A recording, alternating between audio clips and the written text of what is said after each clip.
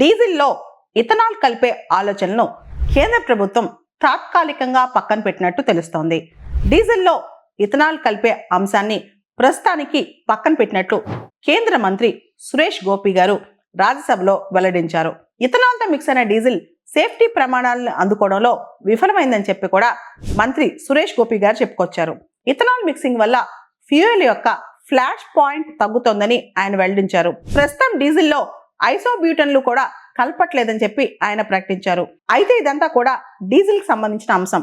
పెట్రోల్లో ethanol blending 20% చేస్తారన్న విషయంలో కూడా ఇంకా పూర్తి స్థాయిలో ఎటువంటి నిర్ణయం తీసుకోలేదని కూడా సురేష్ గోపి గారు చెప్పుకొచ్చారు. అసలు బయోఫ్యూయల్స్ మనకు తెలుసు, జీవ ఇంధనం అంటాం. వీటిని కనుక ఇంట్రడ్యూస్ చేస్తే పొల్యూషన్ తగ్గుదని చాలా మంది అంటారు. అదంతా నిజమే, దానిలో రుజువులు కూడా ఉన్నాయన్నమాట. ముఖ్యంగా బయోఫ్యూయల్ అనేది కార్న్ ద్వారా, రాటన్ పొటాటోస్ ద్వారా, లేదా ఏదైతే డ్యామేజ్డ్ ఫుడ్ గ్రెయిన్స్ ఉన్నాయో వాటి ద్వారా, బ్రోకెన్ రైస్ కానీ ఇతరత్ర ఆహార పదార్థాలు కానీ ఏదైతే ఫుడ్కి ఫిట్ కావో, అంటే మనం ఆహారంగా తీసుకోవడానికి అనువుగా ఉండవో వాటిని కూడా జీవ ఇంధనంగా మార్చొచ్చు. వాటినే బయోఫ్యూయల్స్ అంటారనమాట. ప్రత్యేకంగా బయోఫ్యూయల్ మొక్కలు కూడా ఉన్నాయి. జత్రోపా, మొంగామియా ఇలాంటి మొక్కలు కూడా ఉన్నాయి అనమాట. అయితే భారతదేశంలో 2018లో నేషనల్ పాలసీ అండ్ బయోఫ్యూయల్స్ వచ్చింది. దానిలో ఇథనాల్ బ్లెండింగ్ ప్రోగ్రామ్ స్టార్ట్ చేశారు. అంటే 2018 నుంచి 2022 మధ్య E10 అని చెప్పి పెట్రోల్లో, డీజిల్లో 10% ఇథనాల్ బ్లెండ్ చేశారనమాట.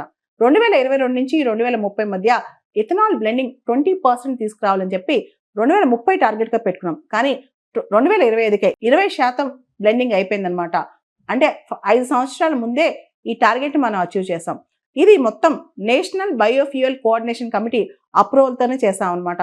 మామూలుగా ఈ బయోఫ్యూయల్ అనేది నేషనల్ బయోఫ్యూయల్ అప్రూవల్ కమిటీ వాళ్ళు ఏదైతే ఫుడ్ సెక్యూరిటీ, ఆహార భద్రతకి ఇబ్బంది లేకుండా ఉంటుందో, ఏదైతే మిగులు పదార్థాలు కానీ, బ్రోకెన్ పదార్థాలు కానీ ఇవన్నీ ఉంటాయో అవి రాటన్ పొటాటోస్ కావచ్చు, కార్న్ కావచ్చు, బ్రోకెన్ రైస్ కావచ్చు, హ్యూమన్ కన్జంప్షన్ కి అనువుగా ఉండవో వాటిని అన్ఫిట్ ఫర్ హ్యూమన్ కన్జంప్షన్ అంటాం.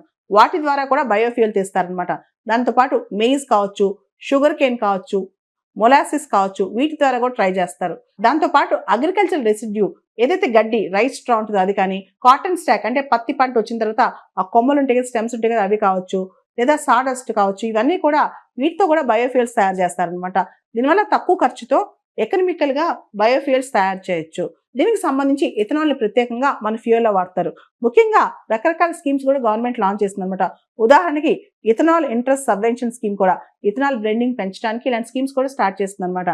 దీనివల్ల గత 10 సంవత్సరాలుగా అంటే 2014-2024 మధ్య భారతదేశం దాదాపు $12.4 బిలియన్ సేవ్ చేసిందంట ఫారెక్స్ రిజర్వ్స్. మనకు తెలుసు, మనం ఎక్కువగా ఆయిల్ ఇంపోర్ట్స్ కొనుక్కొచ్చుకుంటాము. సో ఇథనాల్ బ్లెండింగ్ వల్ల ఆయిల్ ఇంపోర్ట్స్ కొంచెం తగ్గి మనం ఫారెక్స్ రిజర్వ్స్ కూడా సేవ్ చేయొచ్చు అనమాట. దాంతోపాటు గవర్నమెంట్ డేటా ప్రకారం దాదాపు 5.4 million tons of carbon dioxide emissions కూడా తగ్గించాం. ఎందుకంటే ఈ పెట్రోల్, డీజిల్ ఎమిషన్స్ వల్ల మనకు తెలుసు గ్రీన్ హౌస్ గ్యాసెస్ పెరిగిపోతున్నాయి. కాబట్టి ఇథనాల్ అనేది దీనివల్ల ఎమిషన్స్ ఉండవు. కాబట్టి ఇథనాల్ బ్లెండింగ్ చేయడం వల్ల కార్బన్ ఎమిషన్స్ కూడా బాగా తగ్గినాయంట.